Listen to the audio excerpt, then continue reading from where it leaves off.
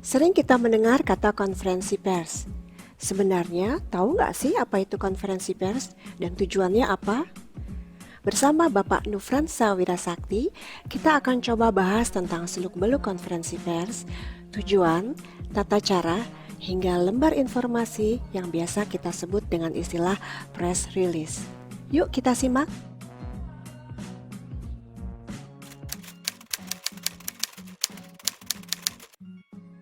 Ya, tentunya kita ingin lihat dulu apa materi yang hendak disajikan kepada publik dan bagaimana caranya kita menjelaskan kepada publik.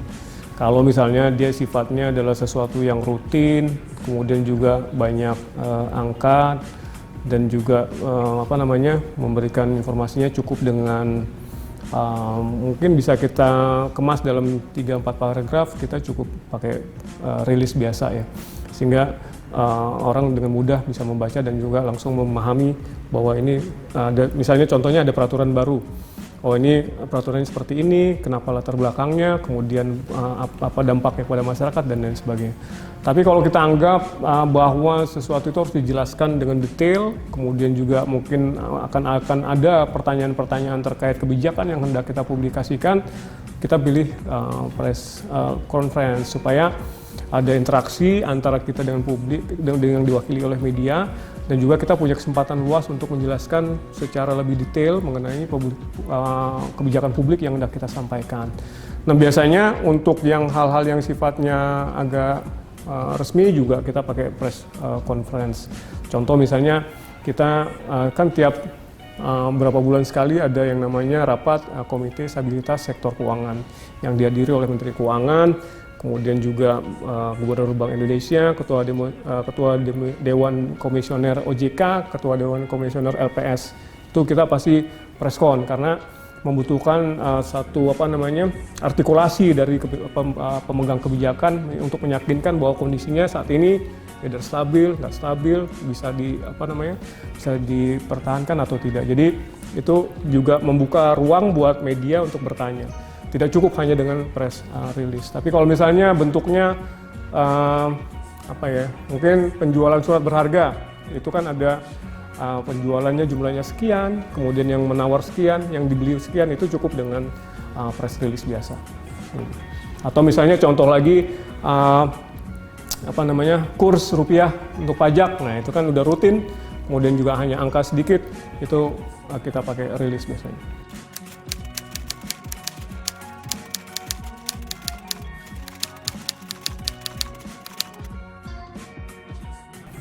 Untuk menyiapkan preskon, tentu saja yang pertama-tama tempatnya harus ada, kemudian juga segala peralatan pendukungnya, seperti misalnya mikrofon, speaker yang suaranya supaya tidak bergema yang bagus kita persiapkan, kemudian juga layout ruangannya kita sesuaikan dengan jumlah wartawan yang kita perkirakan akan hadir, kemudian juga backgroundnya seperti apa, apakah perlu layar untuk menampilkan paparan dan lain sebagainya. Tentu saja itu hal yang biasa kalau kita lakukan pada saat preskon.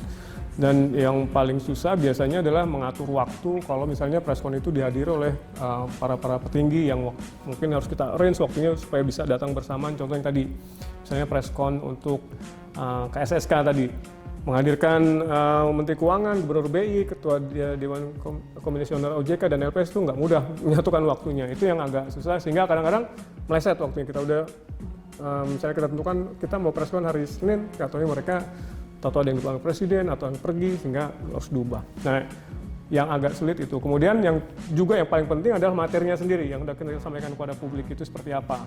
Kita buat sedemikian rupa sehingga mudah walaupun misalnya mereka sudah hadir dalam preskon itu, tapi kan mereka harus ada yang ditulis. Nah, biasanya yang kita tulis dalam bentuk rilis bersama dengan preskon itu juga harus bisa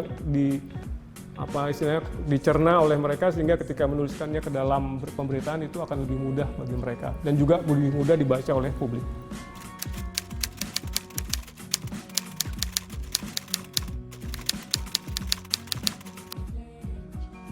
Tidak ada perbedaan, jadi kita undang semua karena memang ini terbuka untuk umum, jadi semua bisa datang, termasuk juga kalaupun misalnya nggak kita undang tapi mereka mungkin tahu dari teman-teman rekan media yang datang kalau mereka mau hadir, tidak ada larangan untuk itu. Karena yang sifatnya kalau dari kami semakin banyak sebenarnya semakin bagus, sehingga semakin terpublikasikan apa yang hendak kita sampaikan kepada publik.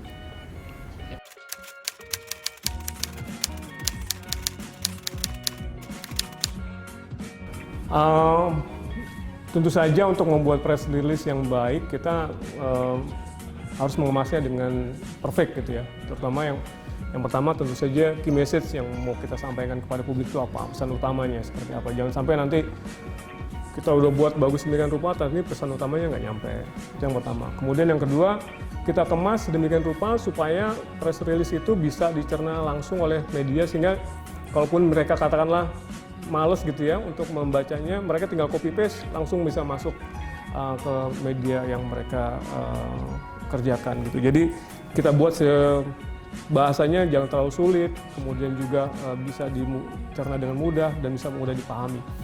Kemudian juga tentu saja prinsip-prinsip jurnalistik kayak 5W1H tentu juga harus dipenuhi, sehingga ketika mengutip siapa pembicaranya, kemudian kapan kejadiannya, kemudian mulai kapan pelaku dan lain sebagainya, itu tetap kaidah-kaidah itu tetap harus ada.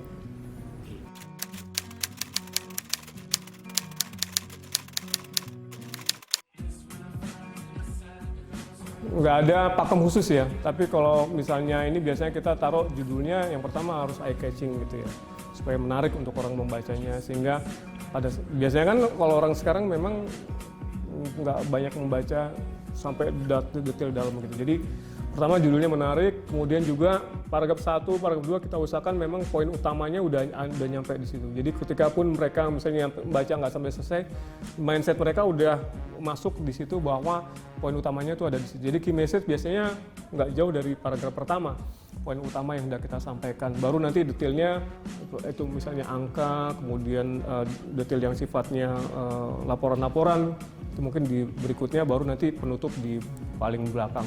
Dan untuk yang perkembangan sekarang biasanya juga format rilis juga ditampilkan juga dengan foto atau gambar infografis, sehingga membantu mereka dalam mencerna informasi yang ada di dalam situ, sehingga tidak lagi tampil membosankan. Bahkan sekarang juga ditampilkan dengan warna dan lain sebagainya, sehingga menarik untuk orang yang membacanya, tidak hanya sekedar melihat ya, format yang kaku.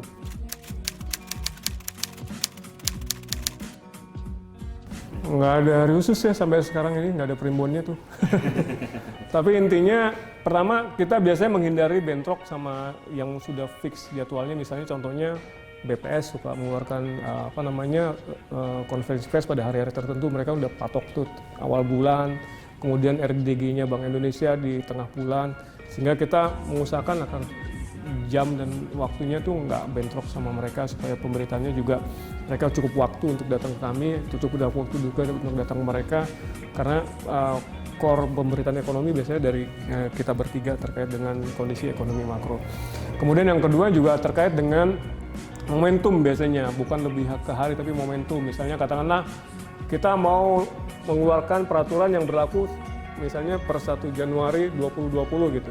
Ya kita kasih waktu mungkin sebulan sebelumnya, kita kasih kayak semacam rilis awal bahwa ini akan dikeluarkan peraturan seperti ini, nanti siap-siap di tanggal 1 Januari 2020. Jadi lebih kepada momentum dibandingkan dengan pemilihan hari, sehingga harinya pun bisa kita set kapan saja.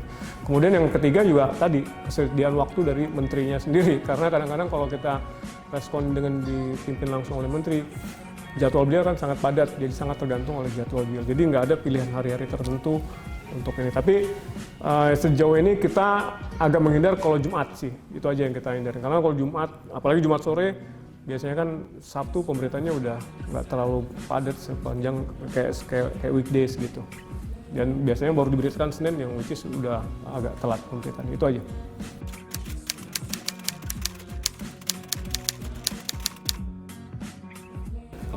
Ya, doorstop ini salah satu hal yang memang tidak terhindarkan kalau saya bisa bilang. Walaupun kita sebenarnya nggak terlalu prefer ya untuk memberikan keterangan kepada publik dalam bentuk doorstop, namun kadangkala yang namanya media pasti mengejar suatu pemberitaan ya di mana saja, kapan saja, begitu ketemu pejabat pasti ini. Nah, untuk supaya tidak terjadi misunderstanding di kalangan media ataupun pemberitaannya tidak sesuai dengan apa yang kita inginkan, kami tiap hari itu memberikan semacam feeding kepada para pimpinan terkait dengan pemberitaan apa saja yang hari ini lagi hits di dunia media, media online, media cetak, media nasional, media daerah dan lain sebagainya, sehingga kita bisa kasih rekomendasi kira-kira nanti kalau misalnya ketemu media mungkin yang lagi pemberitaan yang lagi hits nih yang ini gitu. Jadi mereka harus sudah siap-siap dengan standing positionnya seperti apa, in case ditanyakan media dan lain sebagainya. Terutama kalau misalnya Menteri Keuangan juga selalu kita feeding ketika misalnya menghadiri suatu acara tertentu, Bu, kita informasikan juga bahwa hari ini yang lagi pemberitaannya tentang ini. Jadi kita kasih juga standing position kita, atau kita minta pimpinan di Metro 1 untuk memfeeding Bu Menteri tentang beberapa hal yang mungkin akan ditanyakan oleh media. Nah, yang kita bisa lakukan adalah biasanya kita punya yang namanya doorstop terstruktur.